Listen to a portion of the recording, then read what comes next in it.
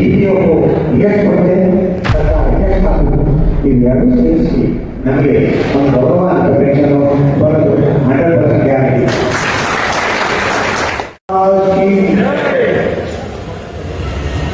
ಈ ಪುಣ್ಯ ಭೂಮಿಯಲ್ಲಿ ನನಗೆ ನಾವು ಮಾತಾಡಲಿಕ್ಕೆ ಸಿಕ್ಕಲಿಕ್ಕೆ ನಿಮ್ಮೆಲ್ಲರಿಗೂ ನನ್ನ ಧನ್ಯವಾದಗಳು. ಚಂದ್ರಶೇಖರ್ ಅವರೇ ಹಾಗೂ ನಮ್ಮ ಭೀಮಾ ನಾಯಕ್ ಅವರೇ, ರಾಜಣ್ಣವರೇ, ಪ್ರಭಾಕರ್ ಅವರೇ, ಉತ್ತಮಿ ಅವರೇ ಹಾಗೂ ಇನ್ನಿತರ ಗಣ್ಯರೇ, ಪತ್ರಕರ್ತರೇ, ನನ್ನ ಪ್ರೀತಿಯ ಅಕ್ಕ ತಂಗಿಯರೇ ಹಾಗೂ ಅಣ್ಣ ತಮ್ಮಂದಿರೇ, ಮೊದಲು ಇವತ್ತಿನ ಸಮಾವೇಶಕ್ಕೆ, ಈ ಮೊದಲನೇ ವರ್ಷದ ಸಮಾವೇಶಕ್ಕೆ ನಮ್ಮೆಲ್ಲರ ಕಡೆಯಿಂದ ಅಭಿನಂದನೆಗಳು. ಸಂಘಟನೆ ಮಾಡೋದು ಎಷ್ಟು ಈಸಿನೋ ಕಂಟಿನ್ಯೂ ಮಾಡೋದು ಅಷ್ಟೇ ಅನುಭವ.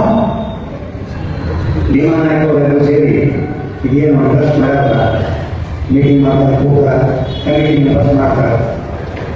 ನನ್ನ ಆಶೆ ಈ ಸಂಘಟನೆ ಮುಂದುವರೆದು 4 ಜನರಿಗೆ ಉಪಯೋಗ ಮಾಡಬೇಕಂತ ನನ್ನ ಡೈರೆಕ್ಷನ್. ಯಾಕಂದ್ರೆ ಸಂಘಟನೆ ಮಾಹಿತಿ ಸಂಘಟನೆ ನೀಡಿದ್ರಿ ಹೊರಗಾಟನೆ ಸಂಘಟನೆಯಲ್ಲಿ ಯಾವಾಗ ಬರ್ತೀನೋ ಒಬ್ಬರೊಬ್ಬರು ಜನ ಫಸ್ಟ್ ಅವ ನನಗೋಸ್ಕರ ಇವಾಗ ಮಾತ್ರ ಸರಿ ಕೊಟ್ಟಿಲ್ಲ, ಇವಾಗ ಮೀಟಿಂಗ್ ಮಾಡಿಲ್ಲ. ಮುಖ್ಯವಾದ ಧೋರಣೆಗಳು ಯಾರು ವಿಚಾರ ಮಾಡಲ್ಲ. ನಾವು ಎಲ್ಲ ಸರ್ವ ಮಾಡಿದ್ವಿ, ನಾವು ಏನು ಮಾಡಬೇಕು ಅದ್ಬಿಟ್ಟು ಬೇರೆ ಆರ್ಗನೈಸೇಷನ್ ಆಗ್ತವೆ. ಸಂಘಟನೆ ಸಂಘರ್ಷ ಜೀವನದಲ್ಲಿ ಬಹಳ ಮುಖ್ಯವಾದ ಗುರಿಗಳು. ನನಗೆ ಯಾವುದೇ ಭಾಷಣದಲ್ಲಿ ಸಂಘಟನೆ ಸಂಘರ್ಷ ನನ್ನ ಮುಖ್ಯವಾದ ಅಜೆಂಡಾ. ಎಲ್ಲರೂ ಸಂಘಟನೆ ಸಂಘರ್ಷಗಳಿರಲು ನಮ್ಮ ಪ್ರಾಬ್ಲಮ್ಗಳು ಸಾಲ್ವ್ ಆಗಲಿಕ್ಕೆ ಸಾಧ್ಯ ಇಲ್ಲ. ಅದರಲ್ಲೂ ಇಷ್ಟು ವರ್ಷ ಜಾಬ್ಗಳನ್ನು ಮಾಡಿ 35-40 ವರ್ಷ ಸರ್ವಿಸ್ ಮಾಡಿ ದೇಶದ ಉದ್ಧಾರ ಮಾಡಿ ಇಲ್ಲಿ ಬಂದ ನಾವು ನಮಗೆ ಅಗತ್ಯ 1,000-2,800 ಸರ್ಕಾರ ಪೆನ್ಷನ್ ಇದು ಯಾರಿಗೆ ಆಗ್ತದೆ ಬರಲ್ಲ. ನನಗೆ ಅನ್ಕೊಂಡು ಬರಬಲ್ಲ.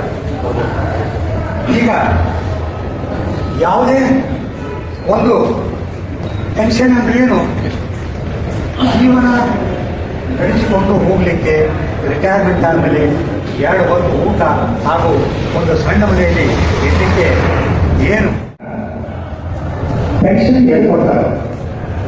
ಈ ವರ್ಷ ಒಂದು ಸರ್ವಿಸ್ ಮಾಡಿದ್ರೆ ಒಂದು ಗೌರವವನ್ನು ಕೊಡ್ತಾರೆ. ಇದೇ ನಮ್ಮ ಮುಖ್ಯ KSRTC ಬಗ್ಗೆ ನಾ ಮಾತಾಡ್ತೀನಿ. ಮೊದಲು ಎಷ್ಟು ಬಸ್ ಇತ್ತು, ಎಷ್ಟು ಟ್ರೈನ್ ಇತ್ತು, ಎಷ್ಟು ರೋಡ್ಗಳು ಇತ್ತು, ನಾವು ಏನು ಕೆಲಸ ಮಾಡಿ ಯಾವ ಥರ ಹೋಟೆಲ್ಲ ಇಲ್ಲ ರಾತ್ರಿ ಗೊತ್ತಿಲ್ಲ. ಈಗ 2 ಕ್ಲಾಸ್ಗಳು ಬಂದಿದ್ದಾಗ ಎಷ್ಟು ಬಸ್ಗಳು ಬರೋದು. ನಾವು ಮುಂದೆ 30-40 ವರ್ಷದ ಮಾಡಿ ಅವಾಗಿನ ಬಸ್ ಸ್ಟ್ಯಾಂಡ್ ಆಯಿತು, ಈಗಿನ ಬಸ್ ಸ್ಟ್ಯಾಂಡ್ ಹೆಂಗಾಗಿದೆ, ಎಷ್ಟು ಬಸ್ ಇರ್ತಾವೆ.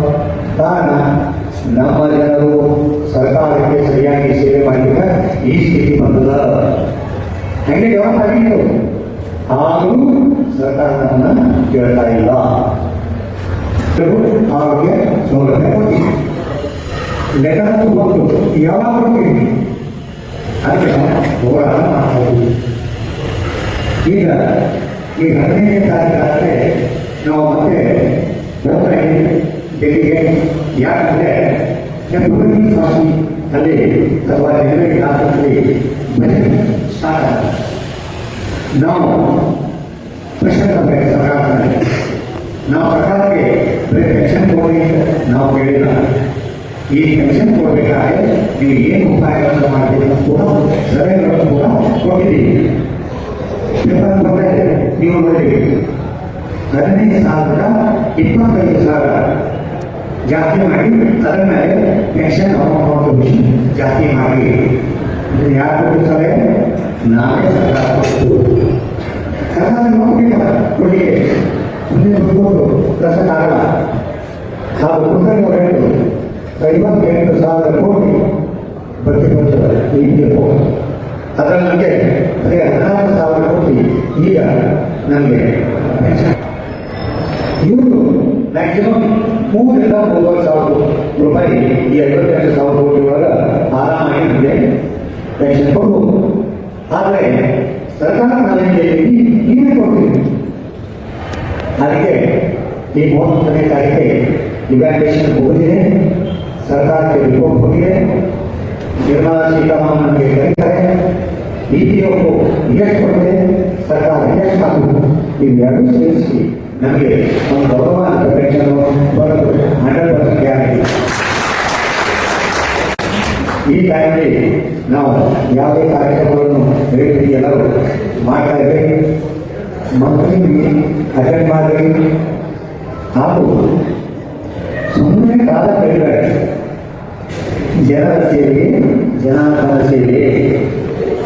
ನೀವು ಕಲ್ಕೊಳ್ಳುವಾಗ ನಾನು ಸಮಾಜಕ್ಕೆ ಇವತ್ತಿನ ದಿವಸ ಏನು ಸೇವೆ ಮಾಡಿದ್ವಿ ಅಂತ ವಿಚಾರ ಮಾಡಿ ಯಾರು ನಿಂತು ಬರುವುದಿಲ್ಲ. ಮನುಷ್ಯ ನಾನು ಎಲ್ಲರೂ ಮಾಡ್ತೀವಿ. ನಿಮ್ಮ ಮನೆ ಮಾಡಿರಿ, ಮನೆಯಲ್ಲಿ ಮಾಡಿರಿ, ನಿಮ್ಮ ಮಕ್ಕಳು ಮಾಡಿರಿ, ಸಮಾಜಕ್ಕೆ ಮಾಡಲು ವಿಚಾರ ಮಾಡಿ. ಹೌದು, ಯಾರು ಮಾಡಬೇಕು? ಈಗ ಬಗೆಯಾಗಿದ್ದು ಜಾಬ್ ಮಾಡ್ತೀವಿ. ಫಸ್ಟ್ ತಾರೀಕು ಬಂದ ತಕ್ಷಣ ಮನೆಗೆ ಬಂದ್ರೆ ಮಕ್ಕಳು ಹೆಂಡತಿ ಎಲ್ಲ ಬಂದ ಹಾಕೊಂಬಂದ ಚಾ ಮಾಡಿ ಉಪ್ಪಿಟ್ಟು ಏನು ಗೌರವ. ಈಗ ಮೊದಲ ಬಂದು ಕೂಡಲೇ ಮರ್ಯಾದೆ ಬಂದು ನಮ್ಮ ಮರ್ಯಾದೆಗೋಸ್ಕರ ಫೈಟ್ ಮಾಡಿರ್ತೀವಿ. ನಮ್ಮ ಗೌರವ ನಾವು ವಾಪಸ್ ಬರಬೇಕು. ನಾವು ಇನ್ನೊಬ್ಬರನ್ನ ಕೈ ಒಡ್ಡವ ಸ್ವಾಮಿ, ನಾನು ತೀರ್ಕೊಂಡ ಮೇಲೆ ನನ್ನ ಕಟ್ಟಿಗೆ ವಾಪರ ನನ್ನಿಂದಲೇ ಆಗಬೇಕು. ಹೇಗೆ ಆಗ್ತಾವ? ನನ್ನೂ ಹೇಳಿ ನಾ ಇಷ್ಟು ವರ್ಷ ಮಾಡಿದ್ದೀನಿ, ಮನೆ ಕೆಲಸ ಮಾಡಿದ್ದೀನಿ, ಸರ್ಕಾರ ನಾವು ಗೌರವ ಕೊಡೋಲ್ಲ. ನಾವು ಇನ್ನೂ ಮಾಡಿ ಪೆನ್ಷನ್ ಕೊಡೋದ ಸರ್ಕಾರಕ್ಕೆ ನಾವು ಬಿಡೋಲ್ಲ. ಬೇರೆ ಮೋದಿಯವರು ಮೀಟ್ ಮಾಡಿದ್ವಿ, ಲೇಬರ್ ಮಿನಿಸ್ಟರ್ ಮೀಟ್ ಮಾಡಿದ್ವಿ, ನಿರ್ಮಲಾ ಸೀತಾರಾಮನ್ ಅವರು ಮೀಟ್ ಮಾಡಿದ್ವಿ. ಎಲ್ಲರೂ ಕಟ್ಟು ಪಾಸಿಟಿವ್ ರಿಪೋರ್ಟ್ ಬಂದಲ್ಲ, ಯಾರು ಇಲ್ಲ ಅಂತಿಲ್ಲ. ಈಗ ಅದು ಟೈಮ್ ಬಂದಿದೆ. ಫೆಬ್ರವರಿ ಮಾರ್ಚಲ್ಲಿ ನಮ್ಮದು 80% ಪೆನ್ಷನ್ 100% ಆಗ್ತದೆ. ಈಗ KSRTC ಮಾಡಿಕೊಂಡು ಹೋಗ್ತಾರೆ. ಕೆಲವು ವಿಷಯಗಳು ಫಸ್ಟ್ ವಿಷಯ ತಂದು ಅವ್ರ ಅಪ್ಲಿಕೇಶನ್ಸ್ ಎಲ್ಲ ರಿಜೆಕ್ಟ್ ಆಗಬಹುದು.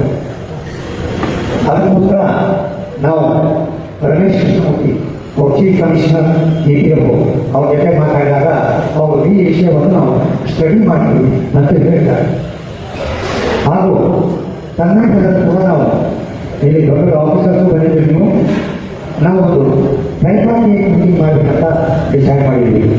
ಯಾಕಂದರೆ ಒಂದು ಕಡೆ EPF ಕಮಿಷನರ್ ಕರ್ನಾಟಕ, ಇನ್ನೊಂದು ಕಡೆ ನಮ್ಮ KSRTC ವಿನರು ಹಾಗೂ ನ್ಯಾಷನಲ್ ಎಜುಕೇಷನ್ ಕಮಿಟಿಯ ಲೀಡರ್ ನಮಗೆ ಹೈಯರ್ ಪೆನ್ಷನ್ ಯಾಕೆ ಮಾಡಿಕೊಡ್ತಾ ಇಲ್ಲ, ಫೇಸ್ ಟು ಫೇಸ್ ಡಿಸ್ಕಷನ್ ಈ ಥರ ಮಾಡಿ ಒಂದು ಅಜೆಂಡಾ ಮಾಡಿ ರಿಪೋರ್ಟ್ ರೆಡಿ ಮಾಡಿ ಆ ರಿಪೋರ್ಟನ್ನು ನಾವು ಡೆಲ್ಲಿಗೆ ತಗೊಂಡೋಗಿ ರಮೇಶ್ ಕೃಷ್ಣಮೂರ್ತಿ ಇರುವುದನ್ನು ಮಾಡಿದ್ವಿ. ಹೌದು, ಯಾಕಂದ್ರೆ ನಮಗೆ ಯಾರು ಬಿಡೋದಿಲ್ಲ. ಬಟ್ ನ್ಯಾಷನಲ್ ಎಜುಕೇಷನ್ ಕಮಿಟಿ ನಿಮ್ಮ ಬಗ್ಗೆ ರಾತ್ರಿ ಹಗಲು ಚಿಂತೆ ಮಾಡ್ತೀವಿ. ಎಲ್ಲಿವರೆಗೂ ನಮ್ಮ ಜನರಿಗೆ ಒಂದು ಒಳ್ಳೆಯ ಪೆನ್ಷನ್ ಸಿಗಲು ಅಲ್ಲಿವರೆಗೂ ನಾವು ನಮ್ಮ ಹೋರಾಟವನ್ನು ಬಿಡುವುದಿಲ್ಲ. ಈಗ ಇಲ್ಲಿಗೆ ಬನ್ನಿ, ನಾನು ನೀವೆಲ್ಲ ನನಗೆ ನಿಮ್ಗೆ ಯಾರು ನಿಮ್ಗೆ ಯಾರು ನಾನಲ್ಲ, ಯಾರು ಭೇಟಿ ಬಂದಿದ್ದೋ ಅವ್ರು ನಿಮಗೆ ದೇವರು. ಯಾರು ಮನೆ ಕೊಡ್ತಾರೆ? ಒಬ್ಬರು ಸಾವಿರ ಮ್ಯಾನೇಜರ್ಗೆ ಪೆನ್ಷನ್. ಹಲೋ, ಏನಾಯ್ತಪ್ಪ ಬಂದ ಪೆನ್ಷನ್ ಬಂದು ಮನೆಗೆ ಹಾಕ್ತೀನಿ.